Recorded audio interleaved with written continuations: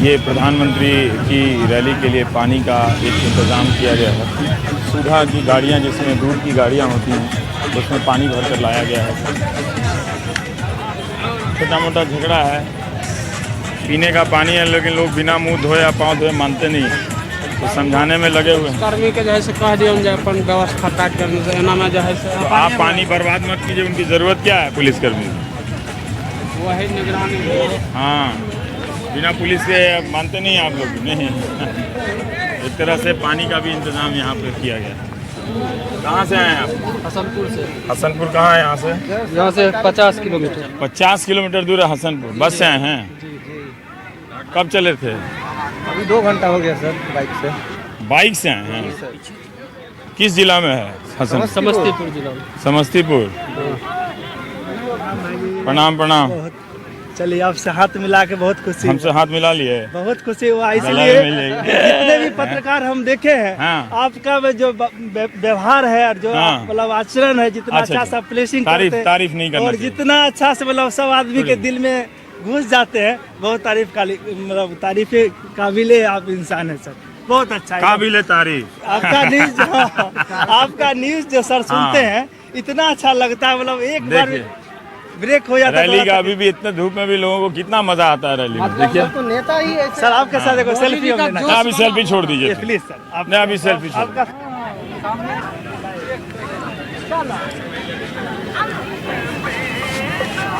अभी रैली के मैदान में लोगों का भरना शुरू हो रहा है, लेकिन जो तैयारी है, ऐसा लगता है कि काफ़ी उम्मीद है बीजेपी और एनडीए को इस मैदान को भर देने के लिए। जो तैयारी यहाँ पे नज़र आ रही है कि स्केल है, शायद इस रैली से बीजेपी अपने चुनावी शक्ति प्रदर्शन को एक नया स्केल देना चाहती है।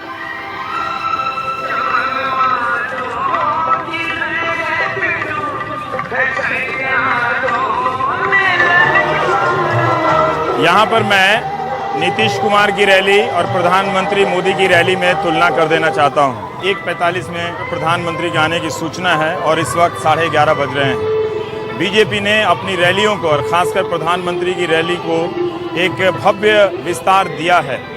वो हमेशा बड़ी रैली करती है।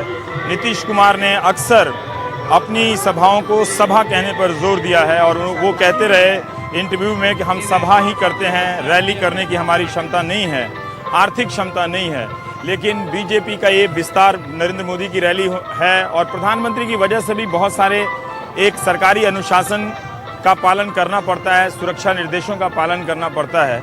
लेकिन ये ध्यान में रखने की ज़रूरत है कि चुनावी लड़ाई में बीजेपी ने अपनी रैलियों को एक अस्त्र शस्त्र के रूप में इस्तेमाल करना शुरू किया है। वो रैलियों के विस्तार से अपने विरोधियों को मानसिक रूप से, मनोवैज्ञानिक रूप से कमज़ोर करती है। पर ये सारा खेल एक तरह से संसाधन का भी है कि एक तरह से अलग अलग खांचे बनाए गए हैं और लोग आए हैं अलग अलग जगहों से, काफ़ी गाड़ियां हैं, उनसे लोग आए हैं और इस धूप में भी लोग यहाँ पर आए हैं। और ख़ास तौर से यहाँ पर वही कर्मा का गाना और जितने भी देशभक्ति से जुड़े गाने हैं, तो एक तरह का यहाँ मतलब माहौल बनता है। नीतीश कुमार की सभा में था तो विशुद्ध भाषण था, गीत संगीत से माहौल रचने की कोशिश नहीं नज़र आई, सादा सादा, यहाँ रंगीन रंगीन। वैसे भी कलर टीवी का ज़माना है, पर राजनीति संसाधनों का एक तरह से वो खेल होती चली जा रही है कि जिसके पास ज़्यादा संसाधन है उसका ही एक तरह से प्रभाव दिखता है, उसकी रैलियों का प्रभाव दिखता है। हम देखेंगे कि इतनी बड़ी तैयारी में ये मैदान कितना भरता है। 1:45 में रैली है, अभी बहुत समय है।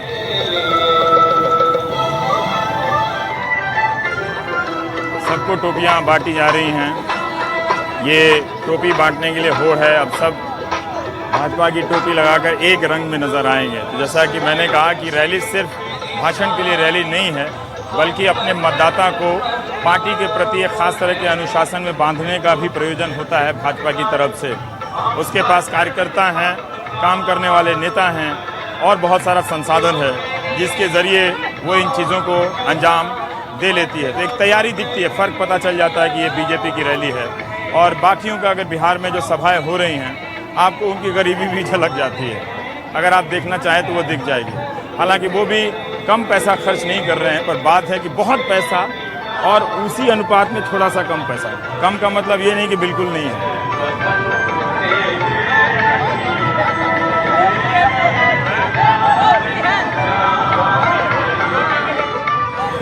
ये देखिए, ये सराय रंजन के उम्मीदवार हैं। क्या बात है, रंजीत निर्गुणी हैं, क्या बात ये हमारे मित्र हैं और फेसबुक फ्रेंड हैं। आप भी गाली देते हैं सोशल मीडिया पे हमको?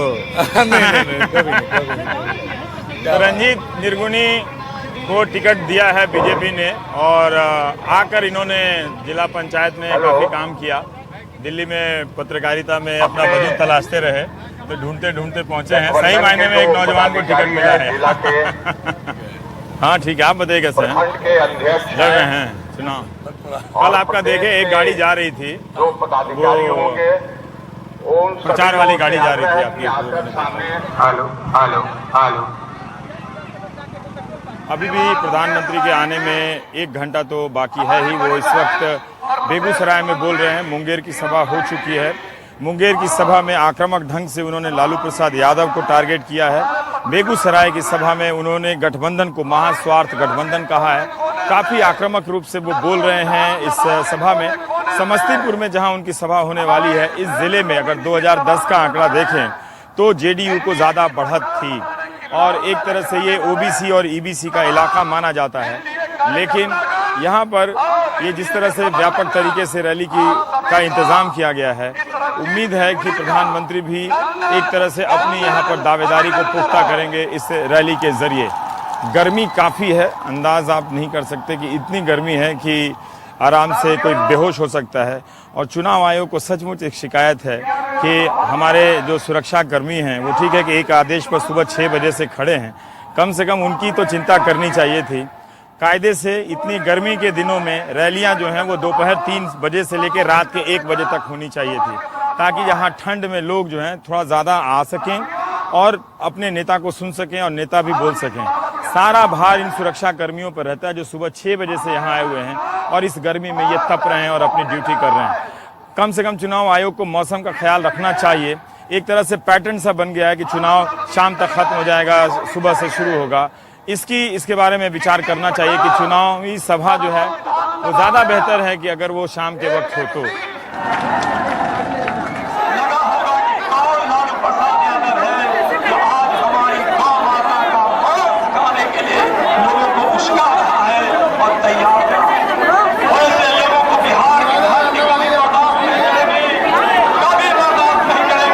समस्तीपुर में प्रधानमंत्री का हेलीकॉप्टर अब पहुंचने लगा है। बिल्कुल समय से 1:20 हुए हैं और इस वक्त भीड़ जो है अपने पूरे शबाब पर है। लोगों में जोश है, आकर्षण भी है नरेंद्र मोदी को देखने के लिए, सुनने के लिए।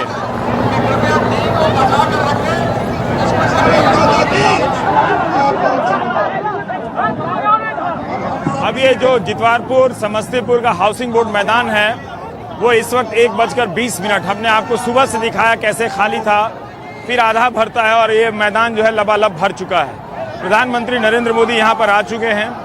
हेलीकॉप्टर देखने से ज़्यादा आकर्षण ये है कि लोग प्रधानमंत्री को देखना चाहते हैं, उनके मंच पर आने का इंतज़ार है।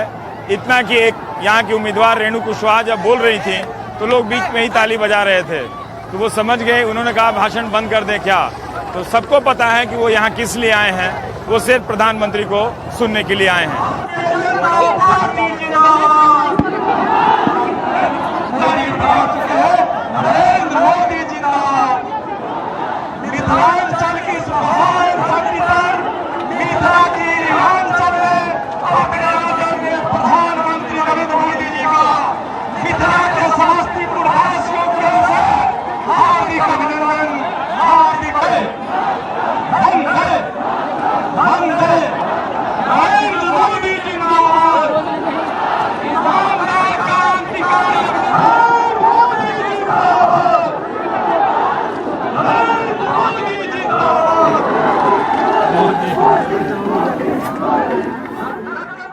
भारत माता की,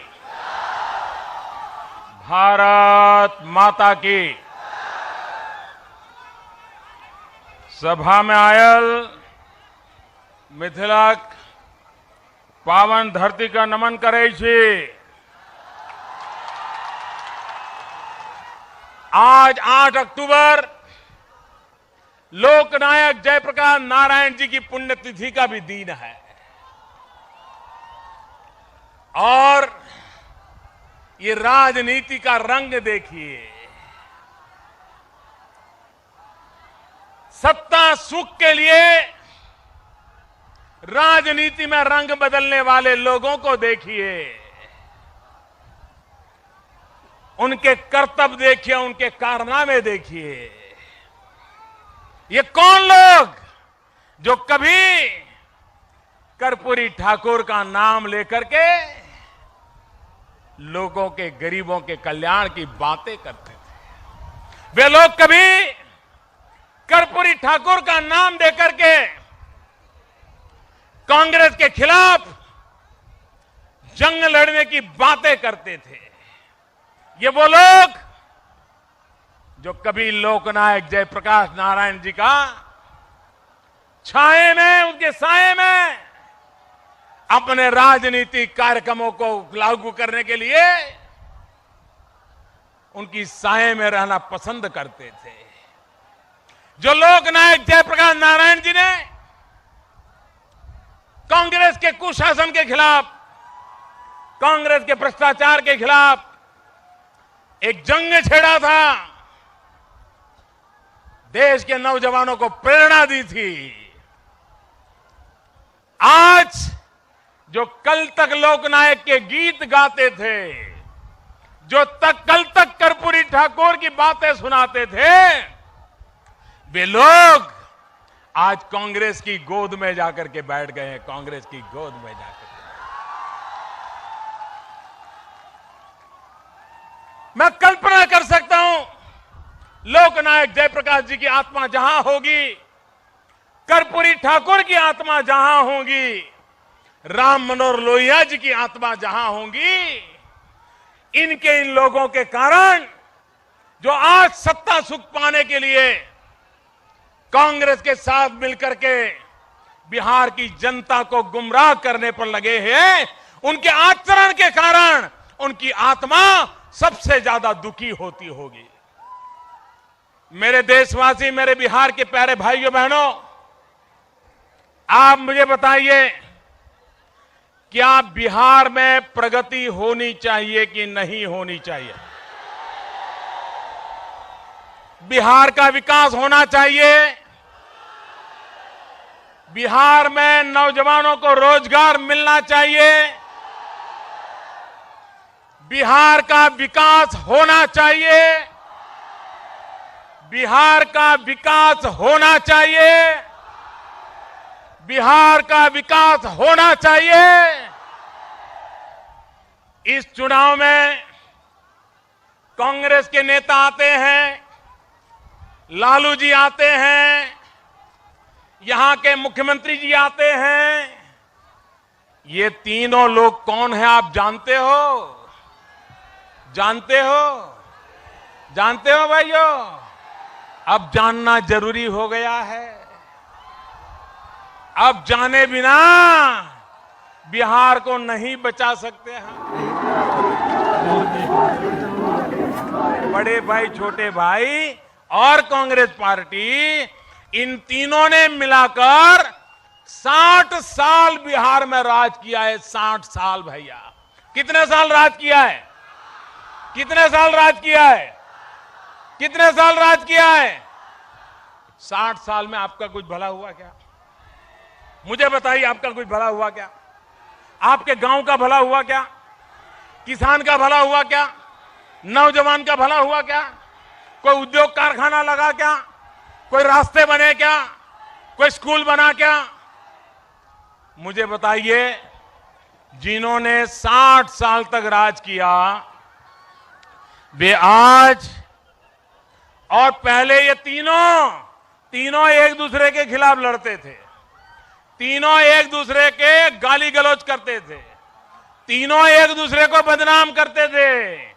आज वो तीनों क्यों मिले हैं भाई? ये आज तीनों सत्ता के लिए मिले हैं कि नहीं मिले हैं? कुर्सी के लिए एक हुए कि नहीं हुए हैं? बिहार की भलाई के लिए एक हुए क्या? अगर बिहार के लिए भलाई के लिए एक हुए होते पहले कभी एक आए थे क्या? ये सिर्फ सत्ता के लिए इकट्ठे आए हैं, बिहार की भलाई के लिए इकट्ठे नहीं आए हैं भाई। ये जातिवाद का जहर फैला करके राजनीति करने वाले, ये संप्रदायवाद का जहर फैला करके राजनीति करने वाले लोग, ये कभी भी बिहार का भला नहीं कर पाएंगे। और इसलिए बिहार को जो जंगल राज झेलना पड़ा है, अब मुझे बताइए मेरे भाइयों बहनों, पूरी ताकत से जवाब देंगे तो मैं पूछूं आपको? सब लोग जवाब देंगे? इधर वाले भी जवाब देंगे? मुझे बताइए, क्या हमें फिर से जंगल राज लाना है? आपको फिर से जंगल राज को आने देना है? बिहार को जंगल राज से बचाना है? भाइयों बहनों, बिहार को आगे ले जाना है तो उसका एक ही मंत्र है, बिहार को चाहिए विकास राज। क्या चाहिए? क्या चाहिए? क्या चाहिए? विकास राज चाहिए मेरे भाइयों बहनों। जंगल राज से अब पीछा छुड़ाइए, विकास राज का रास्ता पकड़िए। और मैं आपके पास विकास की सौगात लेकर के आया हूं भाई। मैं जंगल राज में, बिहार में सबसे बड़ा उद्योग था अपहरण करना, किडनैप करना और फिर फिरौती मांगना। यही बड़ा उद्योग था ना? क्या फिर से अपहरण का राजकारण चलने देना है? फिर से फिरौती आने देनी है? फिर से किडनैपिंग होने देना है? भाइयों बहनों, जनवरी महीने से जुलाई महीने तक, जनवरी से जुलाई, बिहार सरकार की पुलिस के आंकड़े जो बोल रहे हैं वो मैं बताना चाहता हूं। जब से इनसे गठबंधन हुआ है, ये जंगल राज कैसे घुस रहा है। जनवरी से जुलाई तक में बिहार पुलिस का कहना है 4000 अपहरण की घटनाएं घटी है। 4000, जिनको अब पराजय सामने दिख रहा है, भांति भांति के स्वार्थ बंधन करने के बावजूद भी बिहार में जिनकी धरती खिसक रही है, वो ऐसे गुस्से में है, ऐसे गुस्से में है कि यहां तक बिहार के लोगों के सामने यदुवंश के लोगों को कैसी गाली दे दी साहब, कैसा अपमानित कर दिया इन्होंने। और क्या खाते हैं ऐसा बोला है, मैं तो अपने मुंह से बोल नहीं सकता भैया, बोल नहीं सकता। ये पाप मैं नहीं कर सकता। और जब बिहार के यदुवंशी नेताओं ने उनको घेर लिया, क्या बोल रहे हो, हमारा अपमान कर रहे हो। बिहार में मीडिया ने उनको घेर लिया तो उन्होंने क्या कहा? उन्होंने कहा ये तो शैतान मेरे अंदर आ गया था, इसलिए मेरे से ऐसा बोल। उन्होंने ऐसा कहा कि नहीं कहा भाइयों? जरा सब के सब मुझे जवाब दीजिए, ऐसा कहा है कि नहीं कहा? उन्होंने कहा था, उन्होंने शैतान ने बुलवाया, बोला था कि नहीं बोला था? ये बोला था कि नहीं बोला था? अब मेरे मन में सवाल है भाई, मेरे मन में सवाल है, सारी दुनिया में अरबों खरबों लोग हैं, हिंदुस्तान में करोड़ों करोड़ों लोग हैं, बिहार में करोड़ों करोड़ों लोग हैं। लेकिन मुझे आश्चर्य हो रहा है, ये शैतान को इन्हीं का ठिकाना मिला क्या? यही एड्रेस मिला क्या? मैं बिहार की ताकत को भली भांति जानता हूं और मैं तो कभी कहता हूं कि बिहार का पानी और बिहार की जवानी, इन दो का अगर सही उपयोग हो ना तो सिर्फ बिहार नहीं, हिंदुस्तान बदल जाएगा। इतना पानी है, लेकिन वही पानी कभी विनाश करता है और दूसरे इलाके में सूखे के लिए मरने के लिए मजबूर करता है, क्योंकि 60 साल तक ये महास्वार्थ बंधन वालों ने जो राज किया, उनको यहां के पानी की परवाह नहीं थी। यहां की जवानी हिंदुस्तान में जहां जाती है, दुनिया में जहां जाती है, बिहार का नाम रोशन कर देती है। लेकिन उस जवानी को पलायन करना पड़ता है। अगर बिहार की जवानी को, अगर बिहार में अवसर मिले तो बिहार बदल जाए कि नहीं बदल जाए, बिहार आगे बढ़े कि नहीं बढ़े, बिहार का भला होगा कि नहीं होगा। और इसलिए मेरे भाइयों बहनों, बिहार का पानी भी बिहार के काम आना चाहिए और बिहार की जवानी भी बिहार के काम आनी चाहिए। नीतीश कुमार और नरेंद्र मोदी के भाषण में एक अंतर समझ में आया। नीतीश कुमार जब भाषण देते हैं तो वो नरेंद्र मोदी या बीजेपी के जो सहयोगी दल हैं, पासवान या फिर उपेंद्र कुशवाहा या जितिन राम मांझी, वो उनके कमजोर पक्ष को उभारते हुए आक्रमण नहीं करते हैं। उनके भाषण में लगभग इन तीन दलों की अनुपस्थिति होती है। लेकिन जब प्रधानमंत्री हमला करते हैं तो वो बिल्कुल साफ साफ जो महागठबंधन के जो तीनों हिस्से हैं, तीनों को अलग अलग तरीके से हमला करते हैं। कांग्रेस को 60 साल के हिसाब से, लालू यादव को जंगल राज, और आजकल जो गो मांस वाला जो विवाद बना हुआ है, जब प्रधानमंत्री मंच पर चढ़ रहे थे तो उजियारपुर के सांसद ने पहली लाइन ये बोली कि गौ मांस खाने वालों को जवाब देना है, ऐसा कुछ उन्होंने बोला। ऐसा लगा कि भाषण का जो टोन है उसका केंद्र बिंदु इसी के आसपास रहता है। दूसरा हिस्सा रहता है नरेंद्र मोदी के भाषण का बिहार के चुनावी संदर्भ में। वो जेपी और कर्पूरी ठाकुर को लेकर नीतीश कुमार पर वैचारिक हमला करते हैं। लालू प्रसाद यादव के कार्यकाल पे उसके रिकॉर्ड को लेकर हमला करते हैं, नीतीश कुमार पे वैचारिक हमला करते हैं। पर बिहार के लोगों को या बिहार की राजनीति में दिलचस्पी रखने वालों को थोड़ा गूगल करना चाहिए, पता करना चाहिए कि कर्पूरी ठाकुर जैसा इस धरती पे कोई ईमानदार मुख्यमंत्री नहीं हुआ, और क्या हुआ था उनके साथ, कौन लोग थे जो कर्पूरी ठाकुर को गाली दे रहे थे। और ये भी पता करना चाहिए कि जब जनता सरकार 1977 में बनी थी तभी जेपी रोया करते थे कि सरकार बनने के बाद वो सरकार हमसे बात नहीं करती है। ये चीज़ें ऑन रिकॉर्ड हैं। लेकिन चुनावी माहौल एक तरह से ये हिसाब किताब का नहीं होता है।